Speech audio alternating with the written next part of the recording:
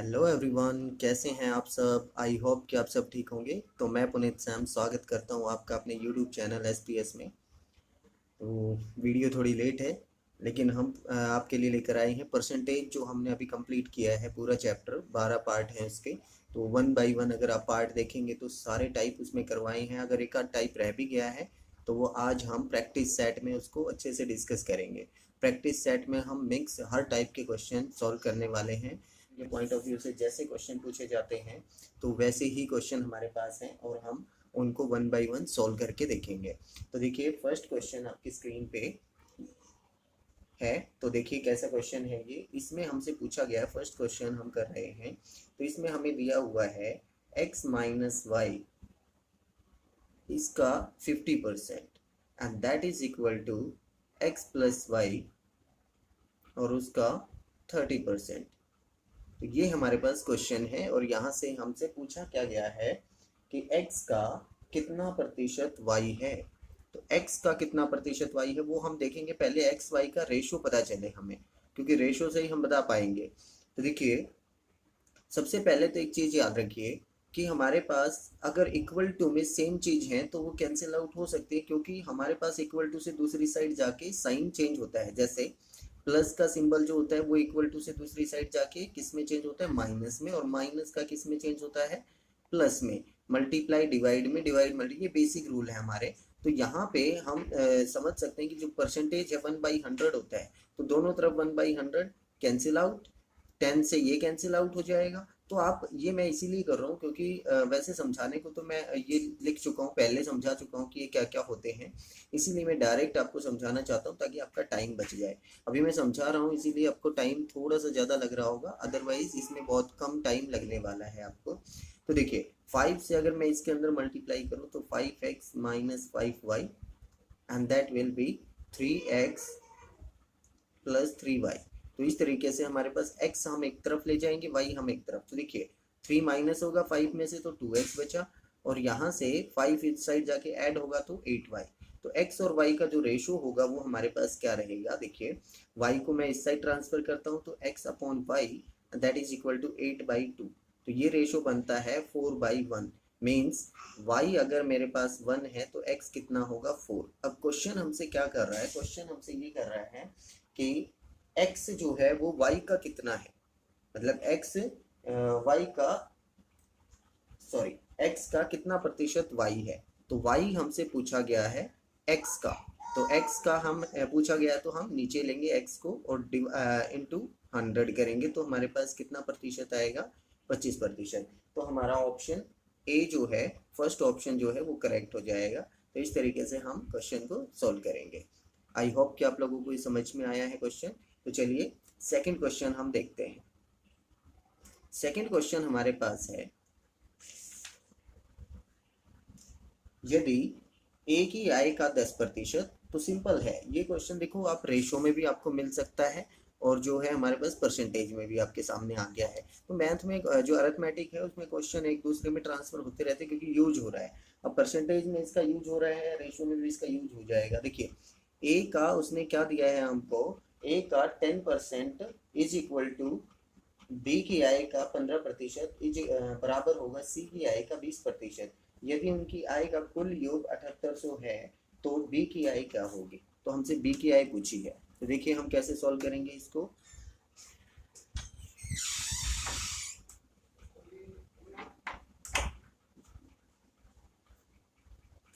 तो देखिए, ए का हमसे पूछा गया है, हमें दिया गया ए का 10%, बी का 15% और सी का 20%। तो इस तरीके से हमें दिया हुआ है। तो अगर ये हमारे पास इक्वल है तो हम क्या कह सकते हैं कि इक्वल टू में जो सेम चीज़ें वो तो कैंसिल आउट हो जाएंगी। तो देखिए, पहले तो परसेंटेज सारे कैंसिल, क्योंकि हमें सिर्फ रेशो में लेके आना है क्वेश्चन को। तो 5 से ये सारे कैंसिल होते हैं, तो हम 5 से इसको कैंसिल करेंगे तो यहाँ से आ जाएगा 2a, यहाँ से आ जाएगा 3b, और यहाँ से आ जाएगा 4c। तो ये सारे इक्वल हैं। अब मैं कहना चाहता हूँ कि ए बी सी की वैल्यू हमारे पास नहीं आई है। तो देखिए, ए बी सी की वैल्यू निकालने के लिए मैं क्या करता हूँ, इन सब का एक ऐसा नंबर जो इन सब से डिवाइड होता है उससे हम क्या करते हैं, तीनों को डिवाइड करते हैं। मैं कहता हूँ कि 2 3 4 का जो एलसीएम होता है 12, उससे मैं इन सबको डिवाइड कर देता हूँ। ये क्यों कर रहे हैं, ये एक नई टाइप का ही क्वेश्चन है क्योंकि ये रेशो में आता है, इसीलिए शायद मैंने परसेंटेज में नहीं डाला, तो अच्छी बात है, ये प्रैक्टिस सेट में हमारे सामने आएंगे तो हम कर लेंगे इनको अच्छे से। तो देखिए यहाँ से मेरे पास 6 आता है और यहाँ से मेरे पास 4 आता है और यहाँ से मेरे पास 3 आता है। It means A/6, B/4 and C/3। तो ये हमारे पास सारी जो ए की वैल्यू होगी एक रेशो में बन के आ गई, तो टोटल इनका क्या बनता है हमारे पास 13। क्वेश्चन कहता है टोटल 13 नहीं है, क्वेश्चन के अकॉर्डिंग टोटल है हमारे पास 7800। तो 7800 है हमारे पास, तो ये कितना मल्टीपल है, 600। तो 600 गुणांक है इसका, तो सारे नंबर जो होंगे वो 600 गुणांक होंगे। हमसे बी की आई पूछी है, तो बी भी क्या होगा, 600 गुणांक होगा और वो कितना होगा, 2400। तो 2400 हमारा आंसर होगा। तो हमारा आंसर क्या है इसमें, ऑप्शन थर्ड। तो ऑप्शन थर्ड हमारा आंसर हो जाएगा करेक्ट। तो चलिए नेक्स्ट क्वेश्चन करते हैं। तो देखिए थर्ड क्वेश्चन जो है वो आपके पास क्या है, यदि किसी वर्ग की त्रिज्या में 50% की वृद्धि कर दी जाए, किसी वर्ग की त्रिज्या में 50% की वृद्धि कर दी जाए तो उसके क्षेत्रफल में कितनी वृद्धि होगी। तो ऑप्शन हमारे पास दिए हुए हैं। तो देखिए हम क्या करते हैं कि जो ये क्वेश्चन तो मैं आपको पहले करवा भी चुका हूँ, जो हमने किए हैं 12 पार्ट जो किए हैं परसेंटेज के, उसमें अच्छे से हमने ये क्वेश्चन किए हैं। तो देखिए कैसे करते हैं, मैंने कहा था जिस चीज़ में चेंज होता है आप उसी को नोटिफाई करेंगे। तो रेडियस में चेंज हो रहा है, रेडियस में कितना 50%, और 50% का जो मैंने बताया था आपको फ्रैक्शन कितना होता है 50% का, 1/2। इसका मतलब 50% बढ़ा दी गई है। अगर कोई चीज़ 2 थी तो उसमें 1 बढ़ा दिया गया है, मतलब 2 से कितनी हो गई है, 3 हो गई है रेडियस। और जो हमसे पूछा गया है क्षेत्रफल, क्षेत्रफल में आप एक बात बताइए, रेडियस का क्षेत्रफल जब निकालते हैं तो फॉर्मूला क्या होता है, πr²। मैंने कहा था जिसमें चेंज होता है उसी में देखना है क्या चेंज हो रहा है। तो देखिए r² हो रहा है, तो इसका भी हम क्या कर देंगे, स्क्वेयरिंग। तो 2 का स्क्वेयर क्या आ जाएगा 4, और इसका स्क्वेयर क्या आ जाएगा 9। तो चेंज कितना हुआ हमारे पास 5, किसके विद रिस्पेक्ट में, 4 के विद रिस्पेक्ट में। तो कितना चेंज होता है, इंटू 100 करेंगे तो अपने पास आएगा 25, एंड दैट इज 125%। तो हमारा ऑप्शन हो जाएगा फर्स्ट। तो इस तरीके से हम आंसर देंगे इसका फर्स्ट। तो चलिए नेक्स्ट क्वेश्चन करते हैं। तो देखिए नेक्स्ट क्वेश्चन है स्क्रीन पे, कहता है यदि संख्या x किसी अन्य संख्या y से 10% कम है तथा y संख्या 125 से 10% अधिक है। तो देखिए मैं एक बार 125 को मानता ही नहीं कि मेरे पास 125 है, मैं मानता हूँ मेरे पास 3 संख्याएं हैं, x y और ये z। अब क्वेश्चन ये कह रहा है कि z कोई भी नंबर है, वो मैंने एक बार मान लिया 100, तो y उससे 10% अधिक है। तो मैंने y इससे 10% अधिक, तो 100 का 10% क्या होगा 10, तो अधिक है, तो ये कितना हो गया 110। तो सिंपल है अपने पास। अब कहता है कि जो x है वो y से 10% कम है, तो इसका 10% कितना बनेगा, ध्यान से देखिए 110 का जो 10% है वो कितना बनता है 11। तो 11 कम है, 11 कम होगा तो कितना होगा 99। तो इस तरीके की हमारी संख्याएं का रेशो है। लेकिन क्वेश्चन ये कह रहा है कि ये 100 नहीं है, ये 125 है, 125 है। तो मैं कहता हूँ कि कितना मल्टीपल है, ये 1.25 मल्टीपल होगा। 100 को अगर मैं इससे मल्टीप्लाई करूंगा तभी 125 आएगा ना, कितना मल्टीपल है 1.25। अब हमसे पूछा क्या गया है, हमसे पूछा गया है कि x का मान क्या होगा। तो x हमारे हिसाब से क्या आ रहा था 99, क्वेश्चन के अकॉर्डिंग इसको किससे मल्टीप्लाई करनी है 1.25 से। तो मैं कह रहा हूँ कि इसको मल्टीप्लाई करने का भी तरीका होना चाहिए, वरना हम टाइम वेस्ट कर देंगे। देखिए आप 99 से मल्टीप्लाई करेंगे 125 की, तो फिर 2 पॉइंट लगाएंगे, ऐसा आपको करना नहीं है। आप डायरेक्ट इसको 100 मानिए, एक बार के लिए 100 से मल्टीप्लाई कीजिए। 100 से मल्टीप्लाई करेंगे तो कितना आएगा 125। अब मैं कहता हूँ 100 से करनी नहीं थी, 99 से करनी थी, तो एक बार 1.25 घटा देंगे इसमें से। तो 1.25 घटाएंगे तो अपने पास कितना आएगा, ये 75 और ये आएगा 123।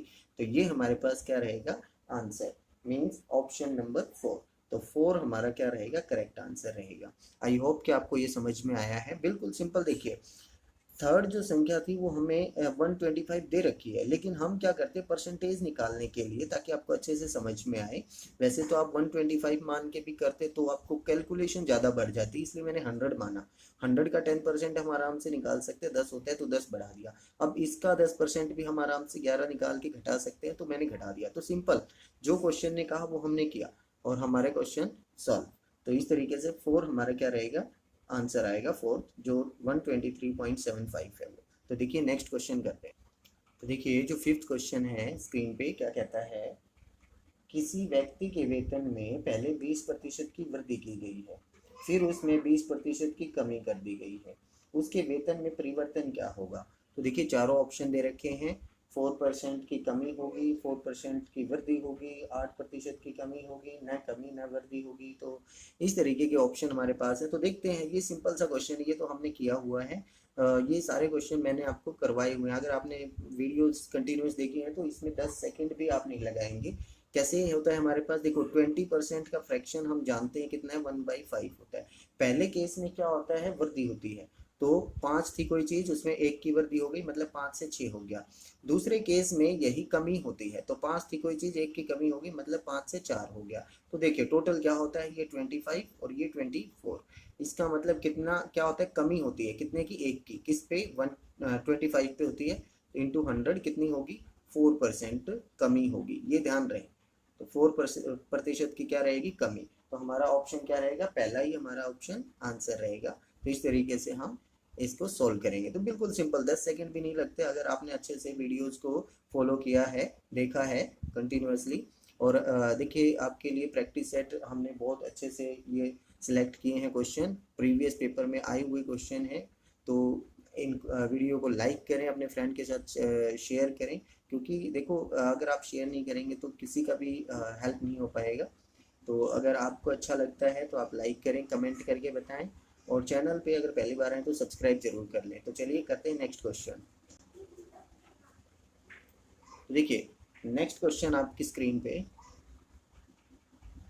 तो देखिए क्या कहता है क्वेश्चन, 1 घंटा 45 मिनट की एक समयावधि एक दिन का कितना प्रतिशत है। तो पहले तो देखिए 1 घंटा और 45 मिनट ये दिया हुआ है,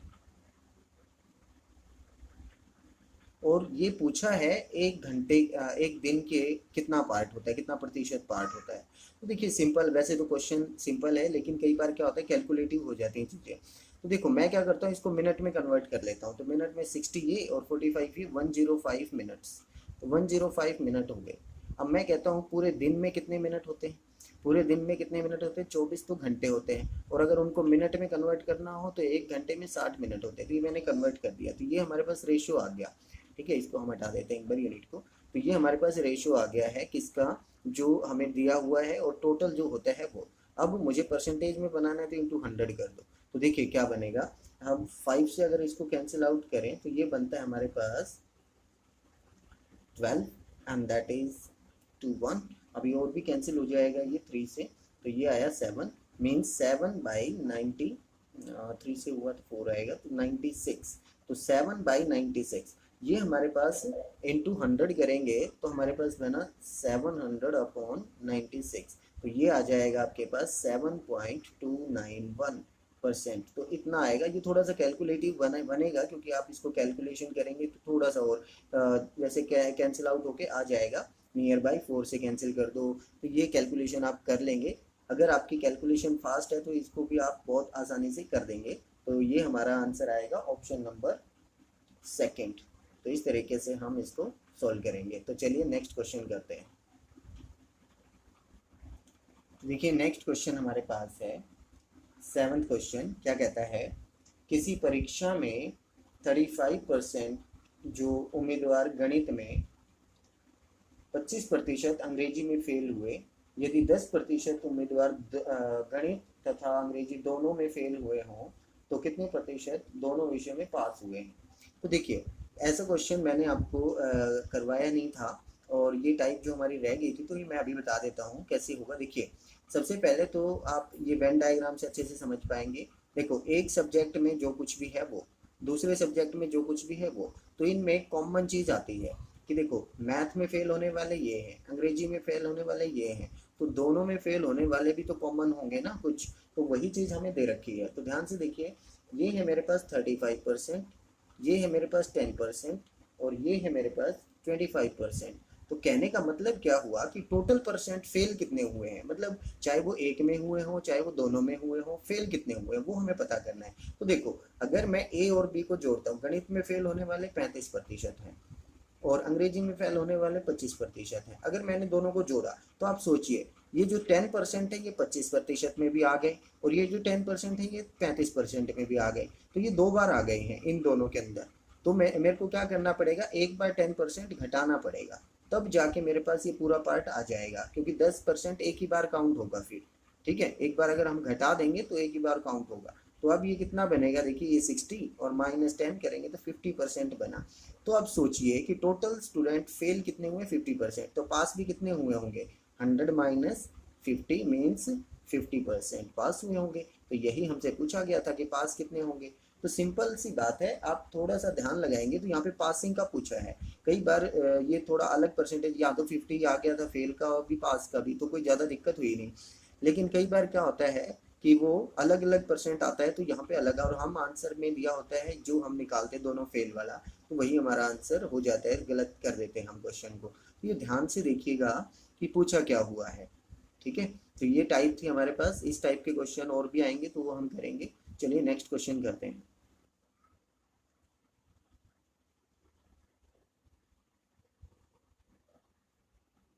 देखिए नेक्स्ट क्वेश्चन आपके सामने है, क्या कहता है, किसी आयताकार क्षेत्र की प्रत्येक भुजा 40% कम कर दी गई है। तो प्रत्येक भुजा, आयताकार क्षेत्र क्या होता है हमारे पास, ये आयताकार क्षेत्र है, इसकी एक तो लंबाई और एक चौड़ाई। ठीक है, इन दोनों का मल्टीप्लाई क्या बनता है, एरिया। L इंटू बी हमारे पास क्या बनता है, एरिया बनता है, ये हमें पता है। तो क्वेश्चन में क्या बोला है, क्षेत्रफल बनता है। तो देखिए प्रत्येक भुजा में 40% की कमी कर दी गई है। अब 40% का फ्रैक्शन, देखिए क्वेश्चन करने का तरीका मैं पहले बता चुका हूँ आप लोगों को। तो क्या होता है, फ्रैक्शन में पहुंच जाएंगे हम, 2/5 होता है, परसेंटेज का मतलब 1/100, ये बार बार ना बता के मैं डायरेक्ट लिख रहा हूँ। तो ये आया, ये मतलब कोई चीज़ 5 थी तो उसमें 2 की कमी कर दी गई, ये हुआ। तो देखिए लेंथ में भी यही चेंज है और ब्रेथ में भी यही चेंज है। तो वो क्या चेंज हुआ, 5 थी कोई चीज़ और वो 2 की कमी होने के बाद 3 हो गई, 5 थी कोई चीज़ वो भी 3 हो गई। तो देखिए ये टोटल कितना बना, 25, और ये कितना बना हमारे पास 9। तो देखिए चेंज कितना हुआ, एरिया, एरिया निकाला ना हमने, लेंथ इंटू ब्रेथ। तो ये हमारा जो एरिया है वो कितना, 25 था और अब कितना हो गया, 9 हो गया, कमी होने की वजह से। तो देखिए कितनी कमी हुई है, 16 की, किसके ऊपर, पहले जो था उस पर ही तो कमी हुई है, 25 पे इंटू 100, तो कितना आएगा 4, एंड 16 4 जा 64%। तो 64% हमारा आंसर रहेगा, मीन्स ऑप्शन सेकेंड। तो अगर आपने वीडियोस कंटिन्यूअसली देखी हैं तो इस क्वेश्चन में 10 सेकंड भी नहीं लगने वाले थे। ये मेरे को दोबारा से मैंने इतना बताया इसीलिए इतना टाइम लगा, अदरवाइज इसमें बिल्कुल भी टाइम नहीं लगता। तो चलिए नेक्स्ट क्वेश्चन करते हैं। तो देखिए क्वेश्चन नंबर 9 हमारे पास है, क्या कहता है, चीनी के भाव में 25% की वृद्धि होती है यदि कोई परिवार चीनी पर किए जाने वाले व्यय, अपने व्यय को पहले जैसा ही रखना चाहे, मतलब जो खर्च है उसमें कोई बदलाव नहीं होना चाहिए। तो परिवार द्वारा चीनी की खपत में कितनी कमी करनी होगी। मैंने आपको बताया था कि जो हमारे पास मूल्य होता है, मूल्य और खपत, इससे मिलकर बनता है, इन दोनों की मल्टीप्लाई से मिलकर क्या बनता है, खर्च बनता है। ठीक है, तो खर्च तो समान रखना है। तो देखिए मूल्य में कितना चेंज हुआ है पहले वो देखते हैं, 25%। तो ये 25% का फ्रैक्शन हम जानते हैं 1/4। तो 4 था कोई मूल्य और उसमें वृद्धि होके, एक की वृद्धि होके कितना हो गया 5। मैंने कहा था मूल्य और खपत अपोजिट होते हैं एक दूसरे के, अगर खर्च समान रहे तो देखिए ये 5 हो जाएगा और ये 4 हो जाएगा। बिल्कुल सिंपल है लॉजिक हमारा, खर्च अगर समान रहे तो ये एक दूसरे के अपोजिट होते हैं, बिल्कुल रेसिप्रोकल। तो देखो खपत में कितनी कमी करनी पड़ेगी, 1 की, किससे, 5 से। तो देखो कितना परसेंट हो गया, 20%। तो डायरेक्ट हमारे पास आंसर आएगा। इससे और अच्छा तरीका मैं आपको बता देता हूँ, अगर खर्च समान रहे तो ही वो यूज होगा, तो ही वो चीज़ यूज हो सकती है। अगर 1/4 का फ्रैक्शन है और हमारे पास मूल्य में वृद्धि हुई है तो आप इसकी फ्रैक्शन भी एक बढ़ा के लिख दीजिए, मतलब 1/4 से 1/5, तो हमारे पास इसी का परसेंटेज आ जाएगा। अब मान लो हमारे पास 20% की वृद्धि हुई होती, तो हमारे पास आंसर क्या होता, 1/6 वाला जो परसेंटेज है, मीन 16/3% हमारा आंसर होता। अगर खर्च में कोई बदलाव नहीं हुआ है तो ही ये जो हमारी ट्रिक है ये काम करेगी। तो ये चीज़ ध्यान रहे, कितना चेंज हुआ है आप उसको बिल्कुल अपोजिट लिखिए, ठीक है। तो इस तरीके से हम क्या परसेंटेज निकाल सकते हैं। तो बिल्कुल नॉर्मल सा क्वेश्चन था, 10 सेकंड भी आपके नहीं लगेंगे अगर आपने ठीक से वीडियोस देखी हैं तो चलिए एक क्वेश्चन और करते हैं।